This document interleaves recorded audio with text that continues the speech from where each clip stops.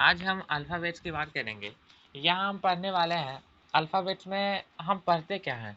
Alphabets में हम भाषा इत्यादि के बारे में पढ़ते हैं, इसके उच्चारण स्थान के बारे में पढ़ते हैं, भाषा के अलग अलग प्रकार के बारे में जानते हैं और भी बहुत कुछ हम इस पे पढ़ने वाले हैं और पढ़ते भी हैं।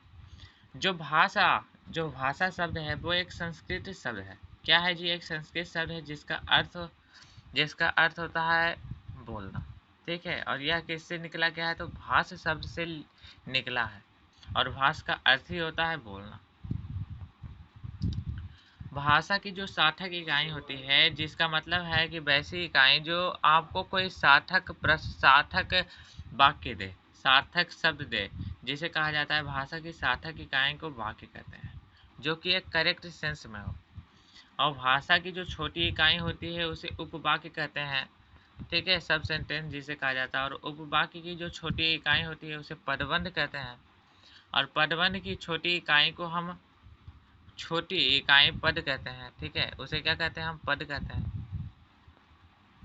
इसके अलावा पद की जो छोटी इकाई होती है उसके अक्षर कहते हैं, सिलेबल कहते हैं। ठीक है, और अक्षर की सबसे छोटी इकाई को ध्वनि या वर्ण कहते हैं। वर्ण को ही क्या कहते हैं? हम लोग ध्वनि कहते हैं, लेटर। जैसे एग्जाम्पल में ले लीजिए, राम शब्द है। ठीक है, राम शब्द में दो अक्षर है, पहला तो र और म। अक्षर की बात करें तो दो है, और अगर वर्ण की बात करें तो चार है। कौन कौन? र, आ, म, आ, चार शब्द है। ठीक है, चार वर्ण है। अब चलते हैं वर्णमाला। हम लोग छोटे से ही पढ़ते आए हैं कि वर्णमाला क्या है जी? वर्णमाला भाषा की सबसे छोटी इकाई है। वर्णमाला क्या है जी? वर्णों के सुव्यवस्थित समूह को ही हम वर्णमाला कहते हैं। और वर्णमाला के पहले हम वर्ण के बारे में जानते हैं कुछ। तो वर्ण क्या है? तो भाषा की सबसे छोटी इकाई है वर्ण, और इसी ध्वनि को हम कहते हैं वर्ण। मानक हिंदी व्याकरण की बात करें, मानक हिंदी व्याकरण की बात करें तो उसमें मानक हिंदी वर्णमालाओं के बारे में बताया गया है, जिसे कहा जाता है स्टैंडर्ड हिंदी अल्फाबेट। जो हमारी ग्रामर है उसके अनुसार बताया गया है कि उच्चारण के आधार पे 45 वर्ण हैं, जिसमें 10 स्वर है और 35 व्यंजन है। परंतु लेखन के आधार पर इसे बामन कहा गया है, जिसमें 13 स्वर और 35 व्यंजन और 4 संयुक्त व्यंजन। अब चलते हैं कौन कौन से हैं। जो स्वर हैं हमारे, ये सभी हैं, ये पूरे हैं स्वर। जो हमारे व्यंजन है, कवर्ग, डवर्ग, चवर्ग, पवर्ग हैं। ठीक है, और इन्हीं में ये द्विगुण व्यंजन भी आते हैं, र और ह। ठीक है, द्विगुण व्यंजन के बारे में पूछा जाता है कि ये द्विगुण व्यंजन कौन कौन से हैं? तो ढ और र, ये द्विगुण व्यंजन है, मतलब उनका दो गुण है। इसके बाद अंतस्थ के बारे में आया जाता है। अंतस्थ व्यंजन कौन कौन सा है? तो 11 अलावा अंतस्थ व्यंजन है। इसके अलावा ऊष्म व्यंजन की बात की जाती है, जिसमें सा, सा, दंती सा, हा, सात्रा इत्यादि सब होते हैं। संयुक्त व्यंजन, ठीक है, जिसमें छ, त्र, ग्यासरा, इन सभी का उच्चारण होता है। ये जो संयुक्त व्यंजन है, ठीक है, ये किन किन से मेल से बने हुए हैं वो भी परीक्षा में काफ़ी बार पूछा गया है, और पूछने की आशंका भी है। जो संयुक्त व्यंजन होते हैं ना, वो पहले तो छा सरा की बात करें तो का प्लस ऑफ सा से मेल से बनता है। जो त्र होता है ता और र से मेल से बनता है, और जो ज्ञा है जा और इया से बन के मिलता है। ठीक है, सरा जो है तलविस और र से मिलकर बनता है। विदेशों में आग्रहित ध्वनियाँ, मतलब वैसे शब्द जो विदेश से हमारे यहाँ आ गए हैं, जिसे कहा जाता है गृहित ध्वनियाँ या आगाहत ध्वनि। जैसे अरबी फारसी आहा, अंग, कहा, जा, जफा, आफा, फा, गावा का प्रयोग कम होता है, लेकिन तल बिंदु और नुक्ता वाले वर्ण आओ अर्धचंद्र वाले वर्ण का उच्चारण हम अरबी फारसी में देखते हैं। ठीक है, इसके अलावा और आगे और अगर की बात करें और आगे की बात करें तो हम कह सकते हैं कि नोट में एक बात हम कह सकते हैं कि वर्णों की गणना के आधार पर की जाती है। वर्णों की जो है ना गणना दो आधार पर की जाती है, पहला तो उच्चारण के आधार पर और दूसरा लेखन के आधार पर। हम सब जानते हैं कि इनकी गणना दो प्रकार से होती है। कितने प्रकार से होती है? तो दो प्रकार से होती है, उच्चारण और लेखन के आधार पर। उच्चारण के आधार पर जो गई वर्ण गणना होती है ज़्यादा उपयुक्त मानी जाती है। मतलब लेखन के आधार के बिना जो उच्चारण आधार पर जो वर्ण की व्याख्या होती है या वर्ण की गणना होती है उसे ज़्यादा सटीक माना जाता है। उच्चारण के आधार पर बात करें तो हिंदी में वर्णों की कुल संख्या 47 है। हिंदी में कुल वर्णों की संख्या कितनी है? अगर उच्चारण के आधार पर बात करें तो हिंदी में कुल वर्णों की संख्या 47 है, जिनमें क्या क्या है? जिनमें 10 स्वर हैं, 37 व्यंजन है, ठीक है, और 37 व्यंजन है। 35 से हिंदी के मूल व्यंजन प्लस और दो आघात व्यंजन जैसे ज अफवा है। छात्रा गैसरा एकल व्यंजन नहीं है क्योंकि ये संयुक्त व्यंजन होता है, एक व्यंजन नहीं होता वो, ये संयुक्त व्यंजन है। तीसरा नोट में हम देख सकते हैं कि लेखन के आधार पर हिंदी के वर्णों की कुल संख्या 55 होती है। लेखन के आधार पर इनमें से उन सभी पूर्ण वाक्यों को शामिल किया जाता है जो लेखन या मुद्रित में प्रयोग में आते हैं। मतलब जो लिखने के क्रम में आते हैं उन सभी का हम इसमें उपयोग करते हैं। अब चलते हैं जो हमारा स्वर है। अब हम मूल चीज के बारे में आते हैं, क्या हम पढ़ने वाले हैं? स्वर के बारे में पढ़ने वाले हैं। स्वर क्या होता है? ये संयुक्त रूप से बोला जाता है, ठीक है। जो संयुक्त रूप से बोले जाने वाले वर्ण होते हैं ना, या जो शब्द होते हैं, ये ध्वनि जो जिन्हें हम संयुक्त रूप में बोल सकते हैं उन्हें हम स्वर कहते हैं, जिनमें किसी की भी सहायता हमें नहीं लेनी पड़ती। परंपरागत रूप से इनकी संख्या 13 मानी गई है। पहले से ही आदिकाल से ही मानी गई है कि जो स्वर होते हैं उनकी संख्या कितना है? 13। और उच्चारण की दृष्टि से हमें केवल 10 ही स्वर हैं, लेकिन उच्चारण की दृष्टि से हम 10 ही स्वर को मानते हैं। क्या क्या? कौन कौन सा? आ हर्षी दीर्घ हर्षौ दीर्घ ए औ औ, इन्हें सिर्फ मानते हैं। अब चलते हैं हम स्वरों का वर्गीकरण।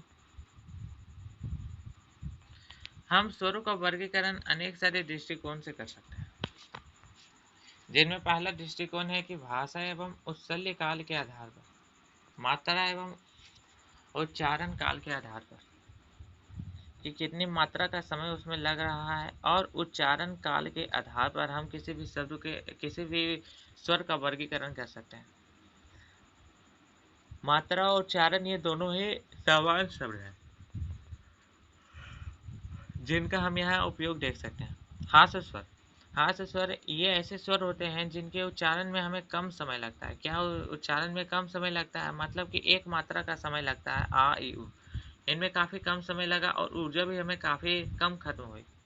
जबकि जो दीर्घ स्वर होते हैं उनमें क्या देखते हैं कि इनके उच्चारण में हास्य स्वर से अधिक समय लगता है। इससे अधिक समय इसमें लगता है, दीर्घ स्वर में लगता है, ठीक है, जिसमें दो मात्रा का समय हम कह सकते हैं, जैसे आ ई उ ए औ ओ आह, ठीक है। इनमें ज़्यादा शब्दों ज़्यादा मात्रा का प्रयोग किया जाता है, लगभग दो मात्रा का। इसके बाद आता है प्लुत स्वर। प्लुत स्वर क्या है जी? इनके उच्चारण में दीर्घ स्वर से भी अधिक समय लगता है, ठीक है। प्लुत स्वर का मतलब हुआ उसमें दीर्घ स्वर से भी ज़्यादा मात्रा का समय लगता है, लगभग में 3 या 4 मात्रा। जस्ट लाइक किसी को पुकारने या नाता के संवादों में इसका उपयोग किया जाता है। राम राम, इस तरह से रेखा दिया जाता है, कोई भी शब्द को रेखा दिया जाता है, जैसे राम, तो ये प्लुत स्वर हुआ। जीव के प्रयोग के आधार पर दूसरा प्रयोग है कि जीव के प्रयोग के आधार पर हम इनका वर्गीकरण कर सकते हैं। पहला अग्रस्वर। अग्रस्वर का मतलब हुआ जो जीव के आगे वाले भाग से निकले, जैसे जो स्वर जिन स्वरों के उच्चारण जीव के अग्र भाग से निकलता है, जैसे हर्षई दीर्घई ए। मध्य स्वर जो जीव के मध्य भाग से निकले, जैसे आ। पश्च स्वर जो जीभ के पीछे के हिस्से से निकले, जैसे आ, ऊ, ओ, औ, अ। इस तरह से मुख द्वार मतलब मुख के खुलने के आधार पर, तीसरा भेद है मुख के खुलने के आधार पर हम इसको विभेदित कर सकते हैं। मुख के खुलने के आधार पर हम इसे विभेदित कर सकते हैं। पहला आता है विपरीत, जिसे हमें ओपन कहते हैं, जिन्हें हम ओपन कहते हैं। मतलब मुख द्वार जब खुलता है तब इन स्वरों का उच्चारण होता है, जैसे आ। इसके बाद कहा जाता है अद्विपरीत, मतलब जिनमें मुख द्वार आधा खुला होता है, हाफ ओपन होता है, जैसे आ, ए, ओ, औ। ठीक है, इस प्रकार के। अर्धसंवृत मतलब जिसमें हाफ क्लोज होता है, हाफ क्लोज मतलब जिनमें मुख द्वार आधा बंद रहता। ठीक है, आधा बंद रहता, ए, ओ, ए, ओ। ठीक है, या ए, ओ। ये सभी। समृद्ध का मतलब हुआ क्लोज, जिनमें जो मुख होता है वो पूर्ण रूप से क्लोज हो जाता है, जस्ट लाइक ई, ऊ, ऊ। पूर्ण रूप से क्लोज हो जाता है। कुछ ही मुख का अंश इसमें उपयोग होता है। यहाँ कुछ तालिका दी गई है जिससे आप देख सकते हैं कि किस प्रकार से हम इनका वर्गीकरण कर सकते हैं। जैसे ये हम देखते हैं नासिका से क्या क्या वर्ण उत्पादित हो सकते हैं। नासिका से हम कहें तो अंग, आहा, रीना। ठीक है, रीना, भह इत्यादि का प्रयोग हम कर सकते हैं। दंत मूल मतलब दंत से क्या क्या र निकल सकता है। दंत की बात करें सिर्फ तो इससे टवर्ग और सा निकलता है। दंत प्लस ऑफ ओष्ठ, दांत और होठ दोनों मिलाकर क्या निकलता है, तो हमारे बा मिलता है ब, जिसमें दंत और ओष्ठ दोनों का ही प्रयोग होता है। ओष्ठ से क्या निकलता है, आ, उ और पवर्ग। ठीक है, ओष्ठ और कंठ ये दोनों मिलाकर कौन से निकलते हैं, ओ, औ, अह। ठीक है, इन शब्द का प्रयोग किया जाता है। मूर्धा की शब्द मूर्धा से क्या निकलता है जी, तो मूर्धा के ध्वनि से निकलता है हमारा मूर्धन्य, जैसे री और टवर्ग सा। ठीक है, इन सभी का उच्चारण हम करते हैं। तालु की बात करें, जो पीछे वाला हिस्सा होता है हमारा, जिसे तालु कहते हैं हम लोग। तालु से ई, हर्षई, चवर्ग, या और स, या और तलावी सा निकलते हैं। तालु और कंठ इन दोनों से क्या क्या होता है, ठीक है, क्या क्या निकलता है, तो ए, और जो कंठ है, कंठ से कौन कौन सा शब्द निकलता है, आप ये देखिए, कंठ से आ, आहा का वर्ग हा इत्यादि का निकलता है। अब हमारी दृष्टि आ गई। अब हम चौथा हमारा भेद है होठों की स्थिति के आधार पर उनका वर्गीकरण। स्वर का वर्गीकरण चौथे आधार पर, जिसमें हम कर सकते हैं होठों की स्थिति के आधार पर हम कर सकते हैं उनका वर्गीकरण। पहली होती है आवृतमुखी। क्या होती है, आवृतमुखी, जिनमें जिन स्वरों के उच्चारण में होठ वृत्तमुखी होती है या गोलाकार नहीं होती, मतलब आधी हाफ ही होती है, जस्ट लाइक ऐसे, हल्का ही खुला होता है, जिसे कहा जाता है आवृतमुखी। जिसमें स्वर कौन कौन से उच्चारित होते हैं, तो आ हर्षई, आ हर्षई, दीर्घई, ए इत्यादि का प्रयोग किया जाता है। द्वितमुखी मतलब जिन स्वरों के उच्चारण में मुख वृत्त या गोलाकार हो जाती है, मतलब वैसी ध्वनि जिनमें जो हमारी होठ है, हमारा जो होठ है वो गोलाकार हो जाता है, फटा के फटा रह जाता है। ठीक है, जिसमें हम कहते हैं ऊ, औ, अह इत्यादि का उच्चारण। और आगे की बात करें तो हम अब चलते हैं किन में, अब हम चलते हैं पांचवा आधार। ठीक है, जिनमें अब हम चलते हैं पांचवा आधार। पांचवा आधार में हम देखते हैं क्या क्या हम देख सकते हैं। हवा और नाक व मुंह से निकलने के आधार पर, मतलब हवा का नाक या मुंह से निकलने के आधार पर हम कितने भागों में स्वर को बांट सकते हैं। जैसे अगर हम इसकी बात करें तो हम इसे कहा जा सकते हैं निर्नुनासिक या मौखिक स्वर। निर्नुनासिक या मौखिक शब्द कह सकते हैं। इन स्वरों के उच्चारण में हवा केवल मुख से निकलती है। निर्नासिक शब्द में क्या होता है कि जो हवा होती है वो सिर्फ मुख से निकलती है। क्या होती है, मुख से सिर्फ निकलती है।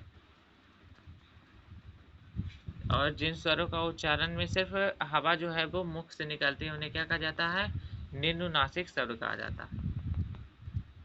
इनमें कौन कौन सा शब्द आया? आ, हर्ष आदि। अनुनासिक स्वर उन्हें कहा जाता है जिन स्वरों के उच्चारण में हवा मुख के साथ साथ नाक से भी निकलते हैं। नाक के मुख के साथ साथ नाक से भी निकलते हैं, जैसे आ, हर्ष इत्यादि। घोषत्व के आधार पर मतलब वैसे शब्द जिनके उच्चारण के समय हमारे हमारे अंदर कंपन होता। जैसे घोष शब्द का अर्थ होता है स्वर तंत्रियों में श्वास का कंपन। कंपन मतलब जिसे एक तरह से कह सकते हैं कंपन होता है हमारे श्वास में। जैसे स्वर तंत्री में जब कंपन होता है ऐसे संघोष ध्वनि उत्पन्न होती है और ये सभी स्वर संघोष ध्वनियां कहलाती है। यह होती जैसे ओम, इसमें क्या हुआ कि हमारे जो ध्वनियां है स्वर तंत्रियां हैं उनमें कंपन सा हुआ, इसलिए। अब हम जब आगे चलते हैं तो हमारे पास व्यंजन आता है। हमने स्वर के बारे में पढ़ लिया, अब हम चलते हैं व्यंजन के बारे में पढ़ते हैं। व्यंजन क्या है? तो व्यंजन है कि स्वर की सहायता से जो बोले जाने वाले वर्ण होते हैं ना उन्हें व्यंजन कहते हैं। और प्रत्येक ही व्यंजन के उच्चारण में आ स्वर तो मिला ही होता है। आ के बिना व्यंजन का उच्चारण संभव ही नहीं है। और परंपरागत रूप से कहें तो व्यंजनों की संख्या 33 मानी गई है, जिनमें द्विगुण व्यंजन ध र को जोड़ देने पर उनकी संख्या 35 हो जाती है। लेकिन जब द्विगुण व्यंजन को 33 में जोड़ दिया जाता है तो उनकी संख्या 35 हो जाती है। द्विगुण इसलिए ध र ध और धा को द्विगुण इसलिए कहा जाता है क्योंकि इनके उच्चारण में हमें दो शब्द की तरह पता चलता है, दो शब्द के उच्चारण के समान लगता है। और उन्हें जोड़ देंगे तो हम 33 में 2 जोड़ देंगे तो 35 हमारा हो जाता। अब व्यंजन का वर्गीकरण किस आधार पर हम करते हैं? तो व्यंजन का जो वर्गीकरण है वो हम पहला आधार है ये स्पर्श व्यंजन। स्पर्श व्यंजन में हम क्या करते हैं कि जिन व्यंजनों का उच्चारण करते समय हवा जो है फेफड़ों से निकलते हुए मुंह के किसी विशेष स्थान जैसे कंठ, तालु, मूर्धा, दंत या होठ से स्पर्श करे या निकले उसे कहते हैं स्पर्श व्यंजन। मतलब जैसे हमने कोई शब्द का उच्चारण किया, अब ये उच्चारण फेफड़े से होते हुए हमारे मुख के किसी खास हिस्से पर प्रवेश कर गया, खास, ठीक है, हमारे खास हिस्से से निकला, ठीक है, तब हम उसे क्या कहते हैं? तब हम उसे स्पर्श व्यंजन कहते हैं।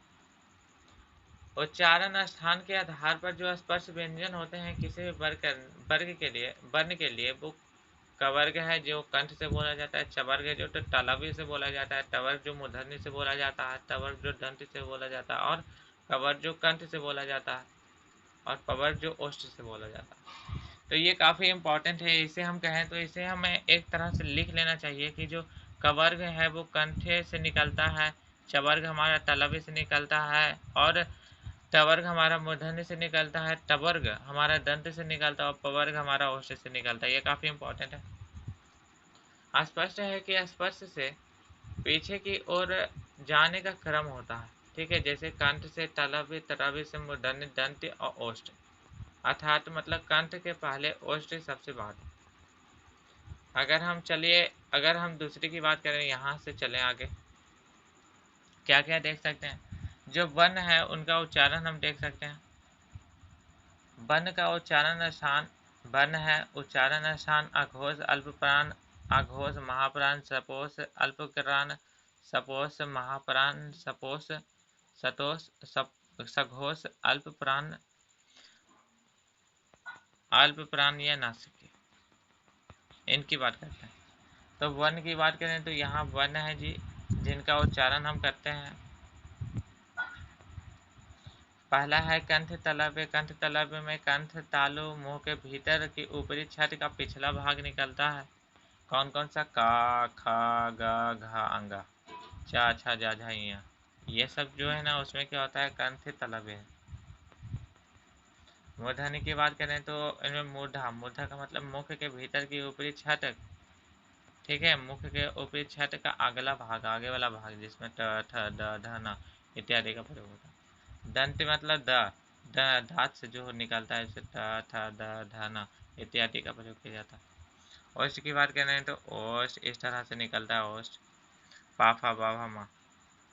नोट करना है ये कि कुछ जो विद्वान हैं, कुछ विद्वानों ने कहा है कि चाव जो वर्ण है ना वो स्पर्श संघर्षी वर्ण मानते हैं। कोई जो बहुत सारे ऐसे विद्वान हैं जो चा को स्पर्श संघर्षी मानते हैं, मतलब उन्हें च बोलने में ज़्यादा दिक्कत होती है, या चा जब बोली जाती है तो उनमें काफ़ी स्पर्श होता है, काफ़ी मुंह के खास हिस्से उससे टच होते हैं। और दूसरा,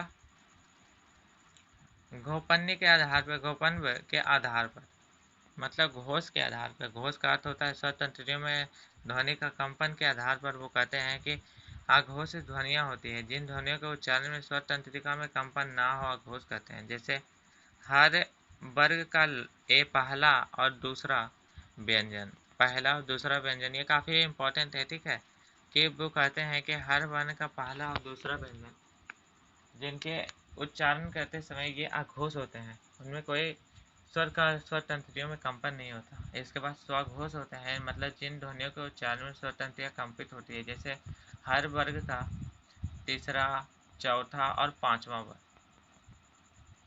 तीसरा क्या हो गया, ग जा हो गया, ठीक है, चौथा वर्ण और पांचवा वर्ण।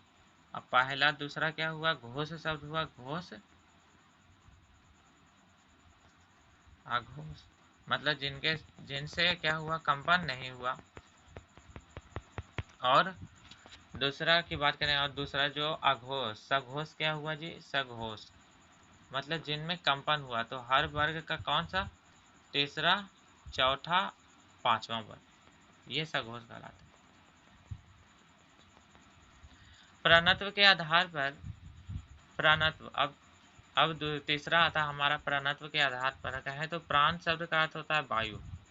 प्राण का अर्थ ये नहीं कि जीवन है, प्राण का मतलब हुआ वायु, मतलब जिन व्यंजनों के उच्चारण में मुख से कम हवा निकलती है, ठीक है, उसे अल्प प्राण कहते हैं, हवा का निकलना अल्प प्राण। जैसे हर वर्ग का पहला, तीसरा और पांचवा व्यंजन, इसे अल्प प्राण कहते हैं। हर वर्ग का पहला और क्या जी, तीसरा, पहला, तीसरा और पांचवा, ये जो है ना, ये तीनों को ही कहा जाता है अल्प प्राण, अल्प प्राण व्यंजन।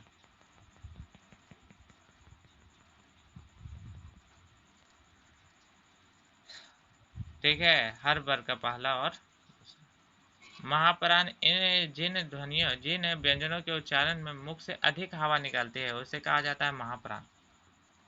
ज्यादा जो ध्वनि निकालती है उसे कहा जाता है महाप्राण। चलते हम यहाँ लिखते हैं, और हवा निकलती है और उसके उच्चारण में हकार की ध्वनि विशेष रूप से सुनाई देती है। हकार मतलब चिहारने की आवाज सुनाई देती है, जैसे हर वर्ग का दूसरा और चौथा व्यंजन, ठीक है, जैसे ख, ठीक है, ख, छ, इसे हकारने का शब्द होता है चौथा व्यंजन।